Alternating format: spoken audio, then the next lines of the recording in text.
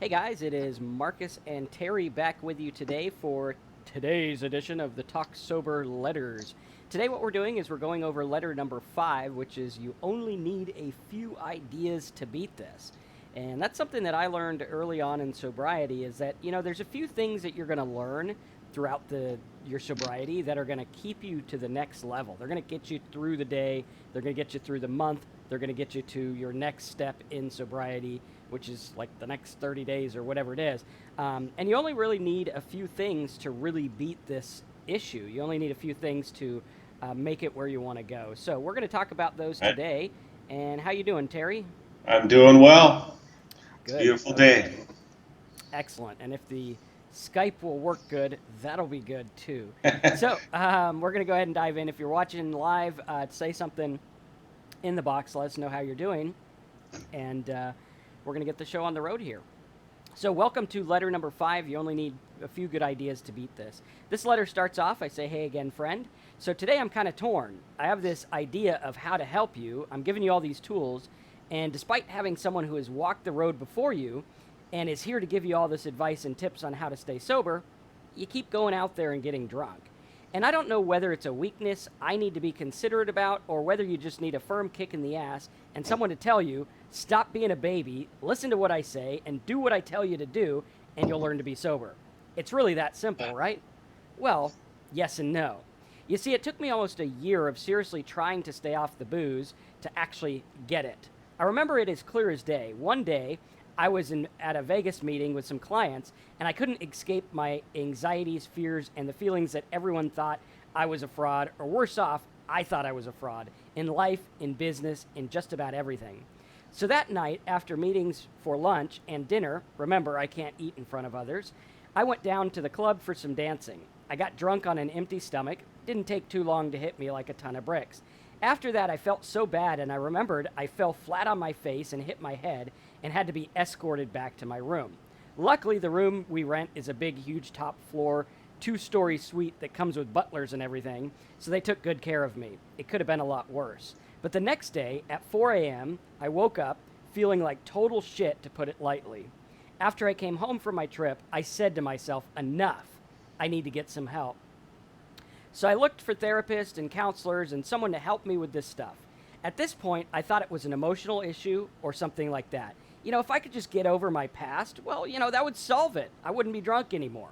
That was November of 2012, and I didn't end up getting sober until May of 2014. So for over a year and a half, I tried everything under the sun. I got books, I got programs, I tried meetings, I tried church alcohol support groups, I talked to pastors, I talked to counselors, I talked to therapists. No one had the right answer or knew what the hell was going on with me. I went through a roller coaster of emotions, from a feeling great and confident when I made it through a few days sober and feeling like a failure when I screwed up yet again. Nothing seemed to work no matter what I did.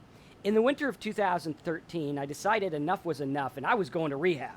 After having a meeting with the doctor people at the rehab, I was sent on my merry way with no direction, no plan, no help, nothing. They didn't even try to sign me up or sell me a rehab or anything. All they wanted to do is have me beg so I can hand over a big check or insurance form so that I can get in line and pray to the God of my understanding that I make it into the elite group of 1%ers that can stay sober long enough to figure out what the fuck is going on. This wasn't working for me. Where are the programs for real people who need real help? Where is the guidance alcoholics and addicts so desperately need? I needed someone to come alongside me and say, hey, buddy, this is what's going on with you. And I know because I've been there. Because let's face the facts. The feelings of guilt, self-hatred, and negative consequences in my life were not enough to keep me sober. All this stuff that piled up was not enough to keep me sober. This is where so many addicts go wrong. They base everything on a feeling. Well, today I feel really bad because last night I got plastered and fell on my face. Surely because I feel bad, I'm not going to go drink again. I'm on the straight and narrow now, buddy. It's like those old churchy people who go to church so they can feel better about being total pricks. Not all churchy people. You know the ones I'm talking about, and unfortunately, there's a bunch of them in my family. There are two ways that people try to deal with problems and their inconsistencies. Number one, they keep doing what they're doing, but make yourself feel better about it by paying false penance or repetitive repentance, but never actually dealing with the problem. That's number one. Number two, they accept problems for what they are, they forgive themselves for being human, and actually become better people or different. This is the major paradox of the alcoholic. Do you want to feel better, or do you want to be better? Right? Do you want to feel better, or do you want to be better? Right. And you have to truthfully ask yourself. You got to sit down and ask yourself, am I okay where I am in life right now? If I could continue drinking like a madman without the hangover, without feeling bad, would I still do it? Think about that for a minute. Do you want to continue drinking? Are you okay with your life? Can you look at yourself in the mirror and say, it's not so bad? Or are you like me, and are you tired of this horse shit? Do you realize that healthy people do not drink so much that they fall in gutters and pee on themselves? Healthy people do not shake with anxiety and fear everything that crosses their path. Healthy people don't take time off work because they're hungover all the time. And by healthy, let's be clear, I mean non-alcoholics. Don't confuse non-alcoholics with people who have everything together. They just don't drink. In that aspect, it's a healthy person. So, are you an alcoholic who wants help? Or do you just want to feel better about fucking up your own life by your own hand over and over and over again and relying on others to clean up your mistakes and bullshit and have to listen to you whine like a 2-year-old about your problems? If you do, that's totally fine with me. I'm not your babysitter. You're not a child, and I refuse to let you just do your thing on my watch. That's part of the problem here. You've been allowed to get away with your shenanigans because no one's really seriously called you out on them. And I thank God that someone finally called me out on my bullshit, because until that happened, I was good at acting like I had it all together. No one ever questioned anything, even when things looked like they were not going so well to me. So then what's the deal? How is someone like you or me supposed to get help here? How are we going to stop drinking long enough to see what's really going on? First of all, you need to build a foundation of knowledge to use when you feel like going out and getting drunk. You see, here's what happens. You feel like going out and getting drunk, and you go out and get drunk because you don't have tools to not go out and get drunk. So you got to start to build a foundation of knowledge to use when you feel like you're going to go get drunk, or even feel like picking up the first one because you feel good and a beer sounds fun at the ballpark or whatever. So you need this firm footing of thoughts and ideas of what you're going to do. Not say, not think about, actually do. Remember, it's knowledge that gives you tools, but actions keep us sober. Now I know that there's all these other issues going on, and we're going to deal with those too. But first, let's start here, because as we go on, you're going to see how your active alcohol addiction is affecting all those other areas. So it's kind of like Back to the Future, when Doc and Marty are in the alternate reality created by Biff, and Marty says, well, why don't we just go back to the future and take the book away from Biff? And the Doc says, we can't go to the future from this past because we're going to go to the future of this alternate time periods, meaning that everything will be different based on the place we're traveling from. Now, you are traveling from a place of active addiction, and it's warped your current time period. The place you would be starting from to try to fix this, wherever you wanted to go, that's where you're going to end up. It's kind of like that verse in the Bible that says, take the plank out of your own eye before you help your brother fix the speck in his eye. Now, some people take this to mean that you should clean your own act before judging and telling everyone else to clean theirs. And that part's pretty true. But what's also true, when the full verse is read, it says, cast the plank out of your eye so you can see clearly to cast the speck out of your brother's. Which is interesting, because here we see an example of how we can be blinded by our current situation or downfall or drinking problem or whatever it is in our eye. And so it goes. You may have all these deep-rooted emotional issues, problems, feelings, and perhaps you think you're going insane. You're not alone. This is what alcohol does to you. Only it doesn't come out and say, hey, pal, check it out. Drink this, and I'm going to make you crazy. No. It's subtle. It happens over time, and you don't even see it coming. Remember how I said it's the one that you don't see coming that gets you? Well, it is, and it got you. And now you need some tools to, number one, see it, and number two, deal with it on a daily basis. This stuff isn't easy. I had times where I wanted to go drink again. I had times where I wanted to end my life again, but it's the little tools and the go-to paths in my mind that helped me. This is how the mind works. Once you do something, it's like a little scratch carved in your brain. You do it again, it gets a little deeper. You keep going, it gets a little bit deeper and forms a canal type thing. And your thoughts are like water, and they like to take the path of least resistance. And they'll take the canal that's easiest to flow down.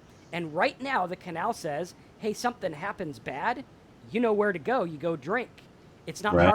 it's not hard for your thoughts to go down that path, which is why they constantly do. So nothing's wrong with you. You are just a product of conditioning and training by alcohol, by society, by what you think is bad, by what you think is good, and everything like that. The way that we do this is by making statements and making, oh, wait a minute, I've got to backtrack. So we need to start making new paths by directing our actions. The way we do this is by taking statements and putting them into thoughts. I'll put a few here that you can use on a daily basis as you need, but remember, thoughts, words, books, even going to rehab, highly recommended, will not keep you sober. Actions will. So let these statements guide you. Place them as a buffer between your mind and your reactions and to your thoughts, and use them daily when you need to change your thoughts or get out of a tough situation. Now, there is, I think, 31 or 28 of these statements I'm going to go through.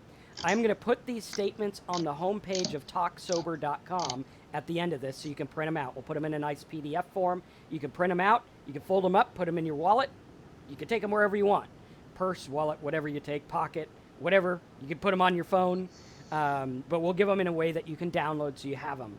Okay? That's at talksober.com. Put your name and email. We'll give you the list of these in a PDF form. But I want to read these for you because I want you to see how powerful these can be. All right, I'll read, let's say, you want me to read half and you read half, Terry? Sounds good to me. All right, do you have it open? Yes, I do. Okay, perfect. You get an A. You get like a little A for effort star homework thing, right? I don't know where that came from. It's been a weird day. All right, so number one is one of my favorites, and that is I'm not going to drink today even if my ass falls off. Tomorrow I can go out and all get fucked up, but today I'm going to stay sober. Number two, life is a journey, not a destination. No matter where I'm at in this journey, making my way through life, things don't have to be perfect right now, but I can get better every day by not drinking today. Yep. Number three, amend your behavior and do the best you can in life. Let others do what they're going to do. You focus on your part. Number four, start your day on the right foot and the rest will come much easier for you. Number five, remember, these emotions will not kill me or hurt me, but drinking to ignore them probably will. Number six, arguments don't change minds. Love and patience does. Number seven, now, even though I have all these feelings and it's starting to overwhelm me, I can always allow a minute or two for the filter process before I respond to others, even my own thoughts. Number eight, if I do not stand for something, I'll fall for everything. What do I stand for right now in this situation? How can I make it better? Number nine, failure is 100% guaranteed if I don't at least try doing some of the things that helped other people stay sober. Even if those other people don't jive with you, sometimes they have something to say that'll work. Number Right. 10, perfection is the enemy of excellence. Remember, you may not be able to do everything perfect right now, but you can start somewhere. Number 11, guilt is a fire alarm to change your behavior. Instead of sitting around and wallowing in the fire alarm and complaining about how loud it is, get out of the fucking house. Number 12, procrastination is the thief of time. What can I do right now, no matter how small, to get to work on my bigger plans? Number 13, today, I forgive myself, and I allow myself to be human. Some days I just don't feel good, or get everything done, or change the world, but that's okay. Some days are not blockbuster winners, but I don't have to drink anymore, and that's a start. All right, you want to take over from there? Sure, number 14. The one that gets you is the one you don't see coming. What is coming my way, and how can I how can I not let it get me? Number 15. Be the change you want to see in this world. 16. Give yourself a break. Stop being your own worst critic and allow yourself to just be okay today. Number 17. A mistake doesn't become an error unless you do nothing to correct it. 18. Knowledge gives me options. Actions keep me sober. 19. Guilt is not a method of paying our dues. It's useless unless I do something different from here on out. 20. Quit crying about it and go to work on it. Number 21. Decision is your first step, but you have to follow it up with actions. Number 12. I can win all the arguments and fights, but lose the war and pay dearly with my sanity. 23. Be willing to disappoint people if it means you are sticking to your principles. 24. Do what you need to do regardless of how you feel. 25. Surround yourself with people who will tell you the truth, even if it means stepping on your toes. 26. I cannot win tomorrow right now. Tomorrow is another day. I will focus on today, and today I will not drink, even if my ass falls off. 27. Develop a life you do not have to escape from. And 28. The teacher is always here. Am I ready to learn? So these will help get you started, and you just Marcus says here that you pick out a few that you really stand out to you, and make them your own.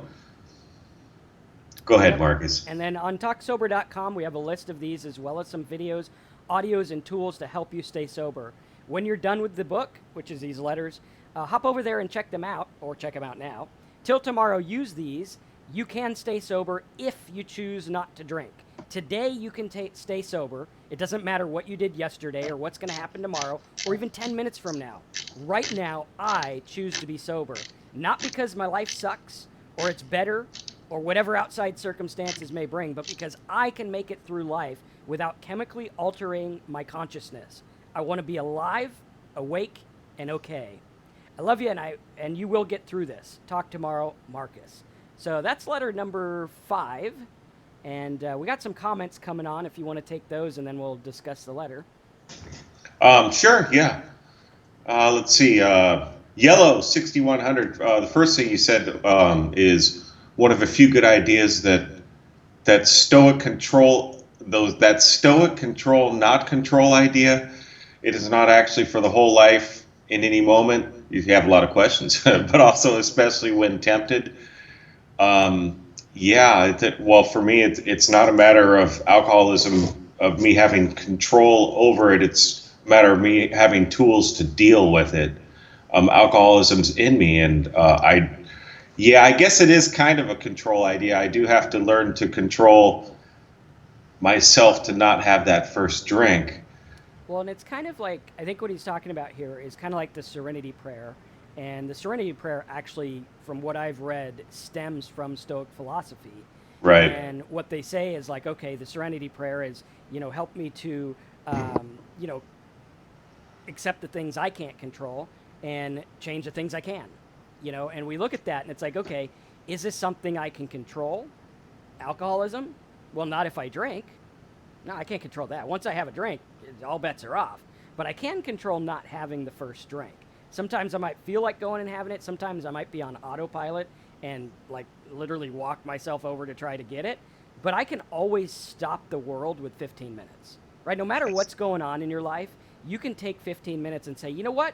I really, really, really want to go get drunk right now. Or I really just want to have one right now.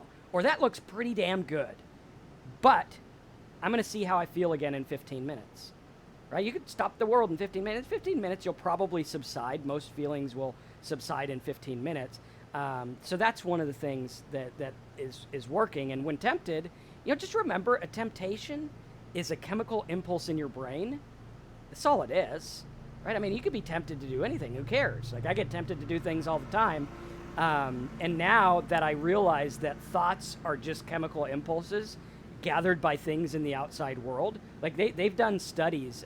There's a guy I used to watch his videos on YouTube, and he has a channel, and he would pick people up at the airport, and he would carefully manipulate the trip home, right? And he'd be like, okay, I'm going to carefully have a group of dancing people on one street, and then I'm going to have a guy who has a sign about, the end of the world, repent on another street, and I'm going to have this. And then by the time they got to his office, he'd be like, hey, what I want you to do is I want you to make an advertisement for this company.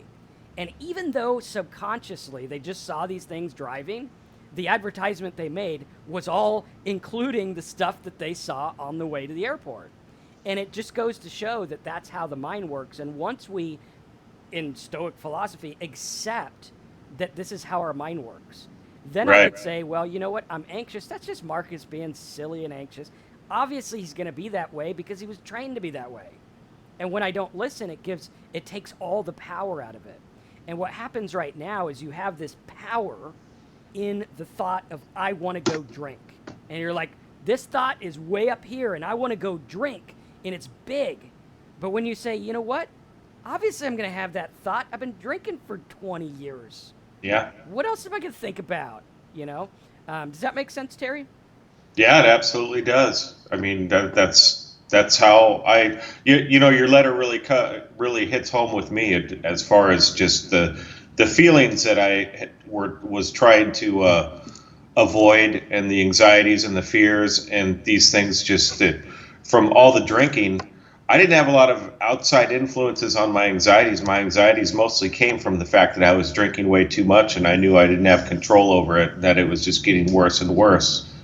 And and it just ended up with me, drinking that liter a day or liter or more a day, and ending up with those negative consequences. Your letter really hits home. It's good. Well done. Cool. Let's take Irishonia. I think they've got one. I think it's just a little pat on the back kind of deal. He says, hey guys, liking the Talks videos and keep fighting the good fight. Thanks, glad you like them. Yellow's back with us. He says, Back to the Future reference. Does that mean nothing else will really work before this is dealt with? Like everything else is falsity coming from addiction? Yes, I believe that if you are in an addicted mind and you continue to feed yourself alcohol, you're always in that warped state, right? Yep. It's kind of like if you were to go to, and this is my personal beef I have, which is shared by other people, with the mental illness thoughts in westernized culture. What happens is people put labels on things, and labels are good for some stuff. Like if I have a terminal disease, I want a label. If I have something, I want a label so I can understand it. But oftentimes what happens is we get these labels and it's like, I have anxiety, right? And it becomes this big thing. And the same thing happens with alcoholism. When you get that label, you're labeled under it and you're like, okay, this is how I'm skewed. And it's kind of like if you take someone and you're like, okay, this guy is, he mentally thinks that the end of the world is happening tomorrow. Okay, now, no matter what you tell him, you could be like, hey, dude, you want to go see a movie? He's like, I can't. End of the world's going to happen tomorrow. Well, you want to go out to lunch. Well, there's no point eating. End of the world's happening tomorrow. And if he's under that current mindset of the end of the world is happening tomorrow, nothing's going to get fixed until you solve that problem. Tomorrow comes and you're like, dude, the end of the world didn't happen. So you want to go get lunch now? Now he's in a place where he's like, well, yeah, now his mind's going to be changed. But what happens is alcohol addiction warps it. And for me, everything that I wanted to get better in my addiction, I can now see was my addiction talking to me.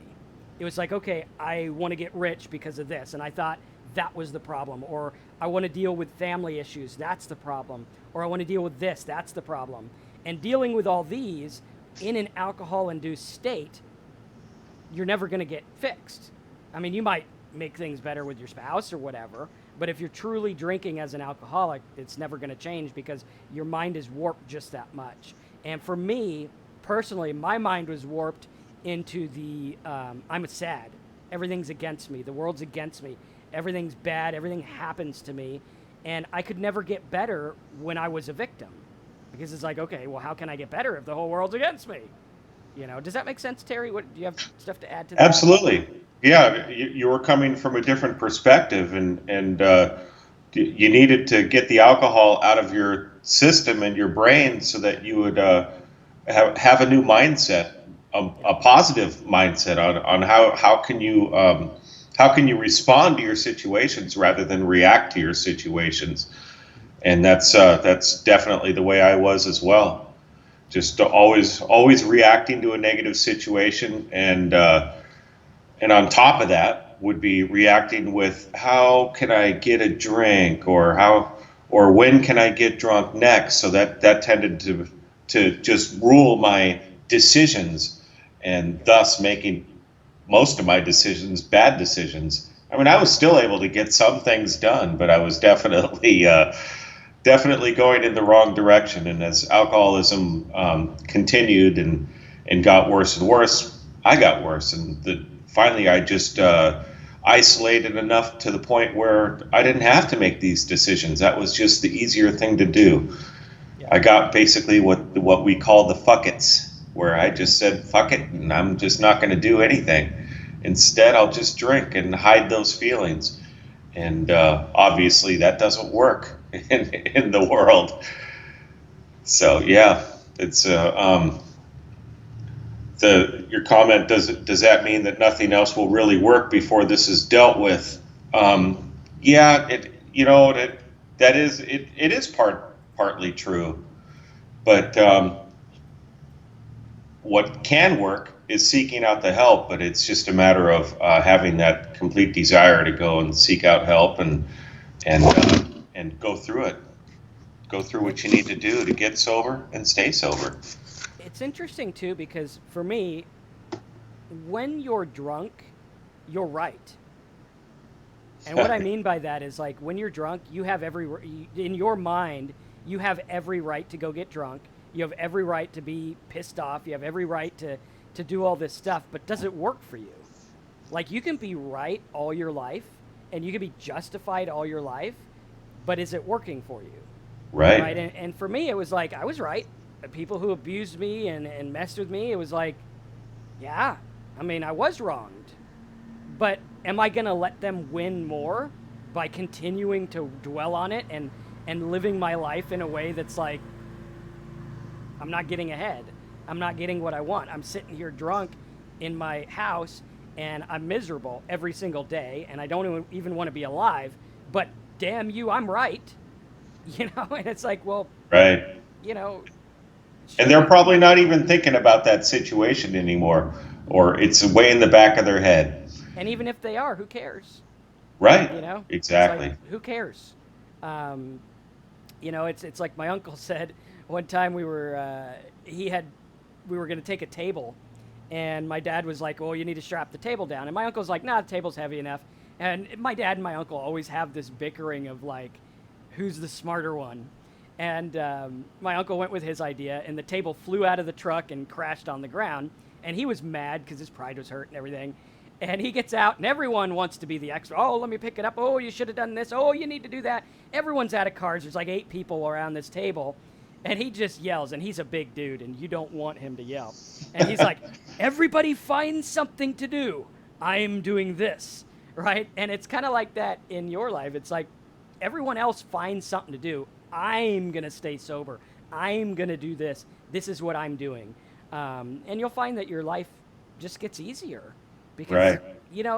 And it's interesting because in sobriety, there's a lot of misconception about forgiveness and amends and things like that. And people get the idea that forgiveness is like, oh, it's okay now. I don't believe that, right? Forgiveness is a letting go of your hanging on to someone else's wrongdoing.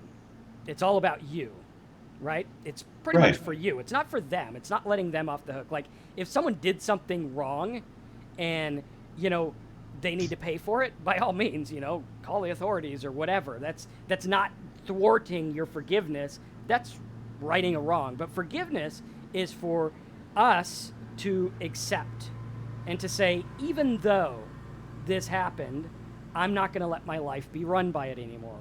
I'm going to say, hey, that's his bag, right? And it's something you learn because if you had an issue where you're abused or something, something I had to learn is no matter who was there, it would have happened, right? So like, let's say a parent, a step-parent, an uncle, whatever, did something wrong to you.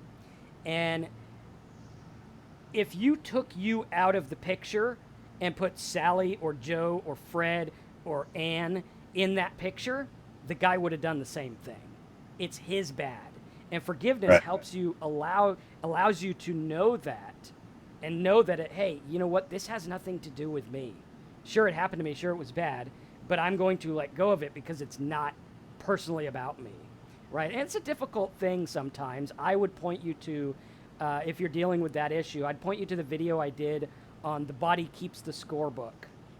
It's here on my channel. Just do a search for it. It's got a picture of a blue book. You'll see it. And watch that one. It talks about that. But, forgiveness is an interesting thing. There's other, and there's ones that I may have had a part in. There was a person that I had a big problem with before I got sober, and still had a problem with him after I got sober. And it was, looking back on it, when I first looked back on it, I felt it was completely his fault, and that I was wronged, and I had nothing to do with it. I had no part in it, and I was justified in hating this dude. And that's the way I went for a while. That just took up so much space in my brain. I was like, am I going to see him at Safeway? Am I going to have to try to beat him up, or what am I going to do? And it was just taking my happiness away almost. Yeah. And eventually, after a little while of being sober and really thinking about it, and I realized that, I did have a little bit of part in this, as far as I was a drunk and kind of drove him to do what he did. And I did end up forgiving him. And my brother told me one thing, because I talked to my brother. My brother's sober about 30 years. And my brother said, and he was talking about forgiveness much the way Marcus is. And he was telling me, I don't have to love the guy. I just have to accept him for what he is. And actually, the guy is a good guy. He made a mistake, and he did screw up, and he needed to be held accountable for what he did. But at the same time, he's a good guy. And I was actually able to shake his hand a couple of months ago, and we were able to actually sit down and have dinner with a big group of people, not just him, but it worked out, and it's a great feeling. And something like that, the meeting rooms will tell you that a resentment like that can drive you to drink. And so I don't know if it can or not. So I just choose to try to take care of those situations as much as possible and as quickly as possible. Yeah. And not be around long enough to figure it out. Right. Why try? Why mess with something? Like, it's a perfect example. My wife and I are going to therapy stuff. We have anyone who gets married at like 19 or 20, you're going to have some issues. That's just the way it is. Especially coming from, obviously, I have my fair share of issues. And it's been weighing on me. And I was like, okay, maybe I should go to a meeting. And I hadn't been to a meeting in like 2 years. But I went last night, and it was extremely helpful and good group of people. And that was kind of like me getting ahead of it. Like, hey, there's some worry here. And I've been sober for a while, but I'm not going to sit here on a high crown and say I could never drink again. I have no idea. I have no clue. I don't know what would happen, and I certainly don't know what would happen if I picked up one. And we got to be mindful of that. And that's what these 28 little things are about. You'll have more as you go through. But again, at talksober.com, I'm going to put them there after the video. Give me like an hour or so to get them all fixed and fancied for you. But put your name and email in the box. You'll get them and everything like that. And, they'll help you. Print them out. Take them with you. Be armed. Like if you were going to battle, you wouldn't just like show up in gym shorts. You'd be like, dude, I'm going to like get my club or whatever it is you use for battle. And you'd go hit it head on. And that's how addiction is, right? It's sitting there waiting for you. You've trained it, So are you going to train yourself to be sober as much as you trained yourself to be addicted? And that's really what it is. And whatever it looks like for you, excuse me. Some people do meetings and sponsors and stuff, and that's great.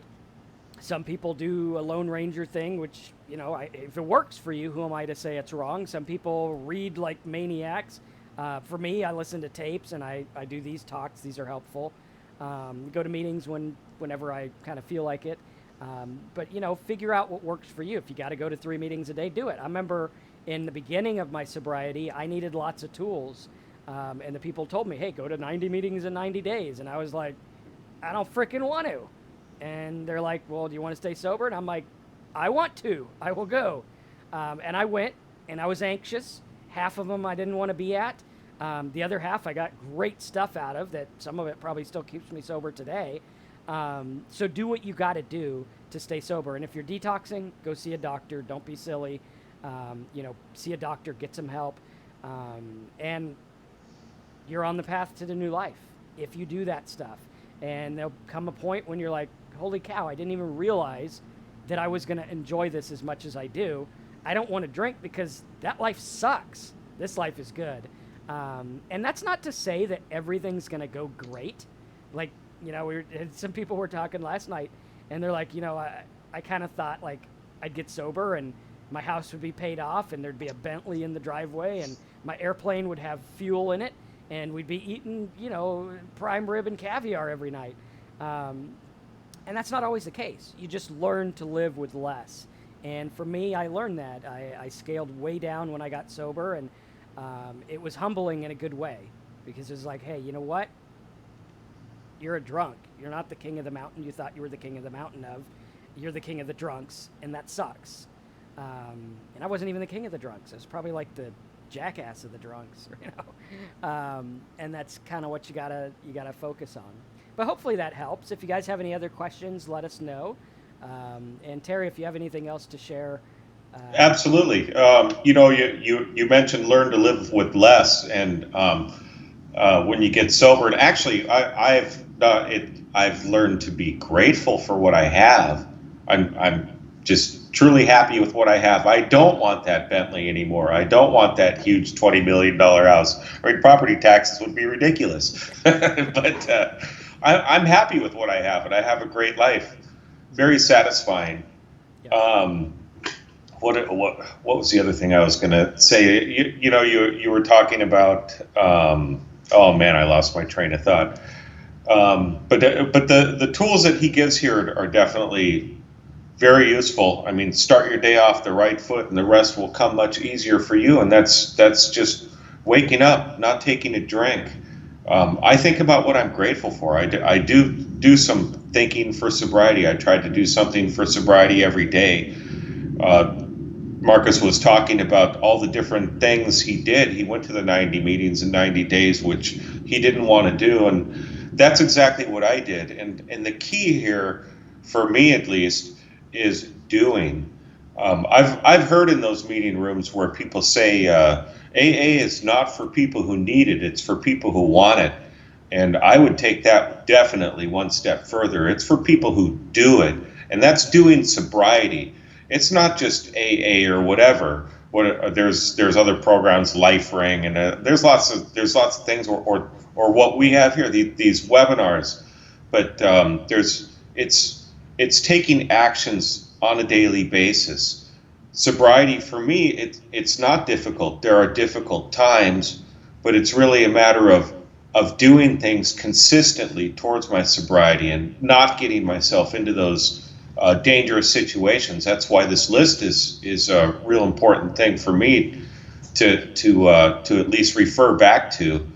It keeps my mind set in the right direction. If I have those wrong thoughts, like I'm at a baseball game and that cold beer that dude has looks absolutely delicious, I can refer to this list or something that's towards sobriety and steer myself in the right directions. Get that pause that seems to take care of the cravings. But in early sobriety, I had to do everything. I did the 90 meetings, 90 days. I went to the hospital meetings. I stayed out of the liquor aisles at the grocery store, which is pretty much impossible because they have it right when you walk in the front door. But, I did what I could. Didn't go to bars. People invited me to parties. I didn't go. That's what I did in the beginning. And then as my sobriety has evolved, I've started to learn what I can do. Last weekend, I went to Lake Tahoe with a bunch of friends and did this big bike ride. And they all have beers when they're done with their bike ride, and it's okay. I can sit with them while they're having their beers, and I can drink my Coke or iced tea or whatever, and I'm fine with that. It's okay now, but it took me some time to realize that I was okay with it. It takes it takes what it takes. It takes time, Yeah. and sobriety evolves. I've been sober a little while now, and I know I'm still evolving in my sobriety and learning what I can and can't do. But it's definitely a lot better being sober and having the clear mind to make the decisions in the right direction. Yeah. So yeah. Yeah, and I think if you guys just focus on these, get this list, it'll help you. It'll get you through things, and you'll add your own to the list as well. There's things that might speak to me that you'll be like, "The hell? How's that going to help me?" And there's things that might speak to you that I'd be like, "Hey, dude, I don't know about that." But if it works, it works. And if you focus and you listen, and you really, for me, I would say sobriety is about realizing I don't matter as much as I thought I did.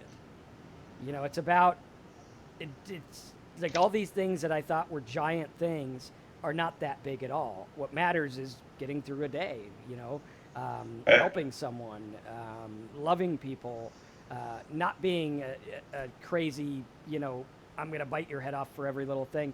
And that's one thing I noticed too is oftentimes in recovery groups or certainly in rehab, you got your fair share of drama. You got things going on, and it's best to be like my uncle and be like, hey, everyone find something to do. I'm here to stay sober.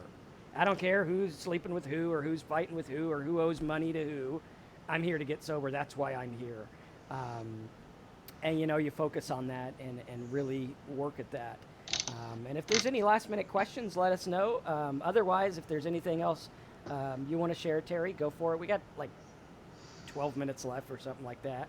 well, I'll talk about a couple things. Your list talks about a lot of the feelings and what you need to do for a proper mindset. And I have just a couple of things I wanted to mention as far as practical daily tricks and tools that I use.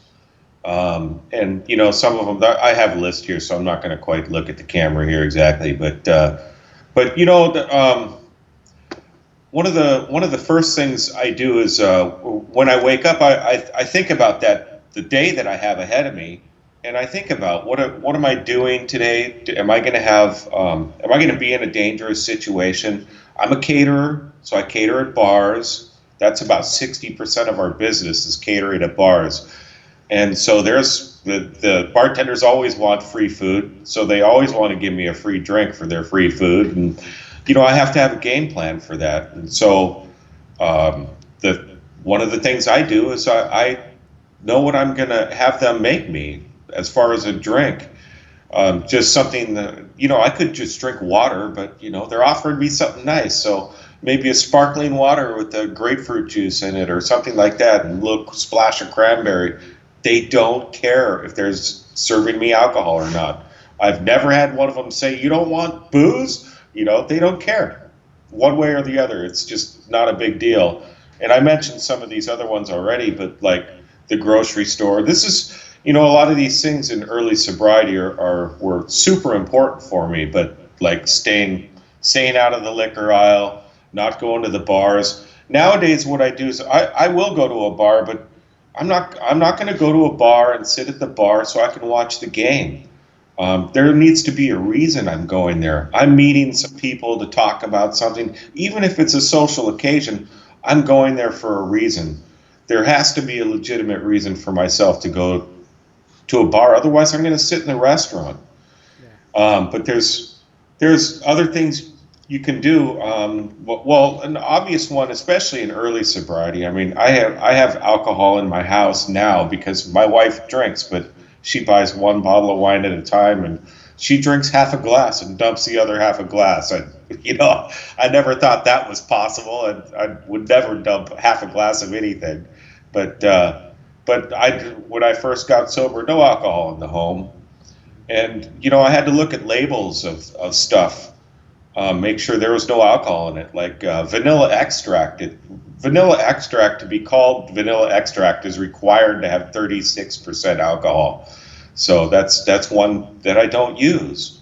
Or the non-alcoholic beers and wines, they have a little bit of alcohol in them. I don't know if it would trigger me or not, but even if they didn't have the alcohol or the alcohol wouldn't affect me, it tastes like a beer. It might make me want to have a beer. Or let's say I'm drinking one at a party and and I put it down, and then I'd pick up a regular beer. And is that going to turn me into a raging alcoholic immediately? I don't know. From my experience and what I've seen, it can eventually do that. Yeah. So there's lots of little tools that I use. Me myself, I go to meetings just about every day. It's kind of my new social circle because most of my friends, I hung out with them drinking, and I ask them if they want to go on bike rides or hikes and all that, and some of them do, but for the most part, they were just drinking buddies. So I kind of lost all those friends, and I realized that I can't just isolate at home. That's going to drive me to a drink right away. So um, the meeting rooms are my social aspect of my life a lot, and we do a lot of other activities. But it's just it's being realistic about alcohol. One other thing I wanted to talk about was the labels that we give ourselves, like the anxiety label, or I'm an alcoholic. And it's so funny because alcoholics definitely, we like to label ourselves. I've seen I see people. Um, let's I'll just use an example of a meeting and where people are trying to make a decision on how to change something, the format of something in the meeting, or something like that, and you'll have 10, 15 different people telling you, suggesting, because we don't tell people what to do, we suggesting what you should do, and it's just so funny. And and maybe I'll mention that, well, I get all these different opinions, and they're all like, well, that's because we're alcoholics. And no, it's not. We're human. That happens in any meeting. Yeah, exactly. You get 15 people, you get 15 opinions. I mean, that's what happens. And And everyone's that's kind of, go ahead. Oh, I was gonna say, and everyone's right. All the Yeah, opinions are right. absolutely. Yeah, I'm the only wrong one. Right. Yeah. So I just try to be open-minded with what other people's opinions are. It's hard because yeah, I'm definitely right, but it's just something we have. It's a constant journey and a constant process. So yeah, Cool. Well, good. I think that's about a wrap for today. I will put I'll put the PDF of these 28 things. If anyone has any others that you want to add to it, I'll put a link on talksober.com, and you can actually comment. We'll get a running, ongoing comment if you want to add some to it, and maybe it'll help people out. Who knows? So I'll put them on there, and then we'll have a PDF as well, and add whatever you want to add, and we'll go from there. Or even if you have a good one, add it as a comment to this video, right? If you have something that just, hey, this keeps me sober every day, put it as a comment to the video. A lot of people watch these. A lot of people are getting a lot of good stuff out of them, and it's a good chance for you to contribute as well, because we're all a community. We all want each other to do good, and we all want to help each other as best we can. So yeah, just go for it and add that. We'll put those comments on there and take it from there. But until next time, stay sober. Don't drink even if your ass falls off. And mine that's has right. not fallen off yet. It does look like it fell off, but it hasn't. Just looks like it. Terry's hasn't fallen off yet. So we don't have to drink. And that's the best thing in the world, is knowing you don't have to drink. Even if you want to, you don't have to. That's It right. doesn't own you anymore. So thanks for joining us today. We'll see you next week. I think next week will be Thursday, our normal time. And we'll see you then. So thanks again. Head over to talksober.com. If you want to support the channel, check out the little box where you can sign up for our monthly course, where you get the audios and the PDFs and all kinds of cool stuff to help you stay sober, and it'll help you out too. So thanks again. Until next time, we'll see you. All right. Thanks, everybody. Thanks, Terry.